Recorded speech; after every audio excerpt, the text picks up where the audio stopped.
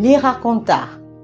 Un racontard est une rumeur sans fondement, un commérage ou une nouvelle qui ne repose sur rien de sérieux. Un jour, Jésus demanda à ses disciples, « Qui dit-on que je suis, moi le Fils de l'homme ?» Jésus ne posait pas cette question parce qu'il ne savait pas qui il était. Il le savait parfaitement. Mais peu de gens avaient compris qu'il était le Messie, le Fils de Dieu, malgré ses nombreux enseignements et ses nombreux miracles. Et même les disciples qui marchaient avec lui ne savaient pas qui il était réellement. C'est pourquoi, quand Pierre lui donne la bonne réponse, à savoir « Tu es le Fils de Dieu, le Messie », il lui dira « Sur cette pierre, soit sur cette révélation, je bâtirai mon église. » Pour Jésus, c'était important que le disciple sache qui il était, car son identité était et est encore aujourd'hui le fondement sur lequel est bâtie l'Église. Car sans Jésus, le Fils de Dieu, il n'y a ni salut, ni grâce, ni pardon, ni guérison, ni miracle. De même, ton identité est le fondement de toute ta vie. Tu as besoin de savoir qui tu es en Christ pour construire ta vie avec lui et pour lui. Si tu ne sais pas qui tu es, le monde te fera accepter ce que tu n'es pas. Bien-aimé dans le Seigneur, tu souffres peut-être à cause des paroles négatives et humiliantes prononcées en ta personne. Et parfois, ces paroles influencent et conditionnent ta vie. Tu deviens ce que les autres disent. Tu te sens diminué, incapable, bon à rien, un raté. Parfois même, tu te sens moche. Et peut-être que le mensonge raconté sur ta personne te révolte. Tu deviens aigri ou renfermé sur toi-même. Mais écoute-moi bien. Tu ne peux pas empêcher aux gens de dire ou de penser ce qu'ils veulent sur toi. Mais tu peux empêcher que ce qu'ils disent ou pensent conditionne ou influence ta vie. Ce que les autres pensent a un impact sur toi à partir du moment où tu l'acceptes.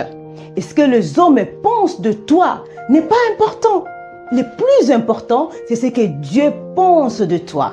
Et laisse-moi te dire que le regard de Dieu sur toi n'a rien à voir avec le regard des hommes. Pendant que les hommes regardent ce qui frappe à l'œil, Dieu lui par contre regarde les cœurs. Alors que Eliab était convaincu que David était bon pour rester derrière la maison, dans le désert, pour paître les brebis, Dieu lui voyait en David un roi, un homme selon son cœur, car il ne nous regarde pas de face ou de profil comme le font les hommes, mais il nous regarde d'en haut, c'est-à-dire il voit ce que les hommes ne voient pas. Alors que les hommes nous appellent par nos erreurs ou nos faiblesses, Dieu, lui, nous appelle par les noms de notre destinée. Voilà pourquoi, quand l'ange vient voir Gédéon, il dit « L'Éternel est avec toi, vaillant héros ». L'ange ne l'appelle pas selon les regards des hommes, c'est-à-dire petit, venant de la plus petite tribu d'Israël, mais il l'appelle par rapport à la façon dont Dieu le voit. Un héros, oh my God! Bien-aimé dans le Seigneur, un héros, c'est une personne qui détient le rôle principal dans un film. Un héros, c'est une personne capable de grandes réalisations. C'est un demi-dieu. Alors je déclare, en ce mois de juin qui marque le milieu de cette année, que tu n'es plus spectateur du film de ta vie, mais tu en deviens l'acteur principal, le héros. Je déclare qu'il est temps que tu joues enfin le rôle pour lequel Dieu t'a envoyé sur la terre. Désormais, tu ne te laisses pas influencer parce que les gens disent de toi, mais tu vis ta vie et tu écris l'histoire de ta vie seul avec Dieu à tes côtés. À dater de ce mois, tu ne seras plus victime. Tu ne vas plus subir ta vie, mais tu vas la vivre. Je déclare sur toi qu'un nouveau chapitre de ta vie s'ouvre. Un chapitre où tu prends conscience de qui tu es en Christ. De même que Marie a déclaré à Élisabeth, les générations me diront bienheureuse, soit on ne m'appellera plus la fille inconnue de Nazareth, mais bienheureuse.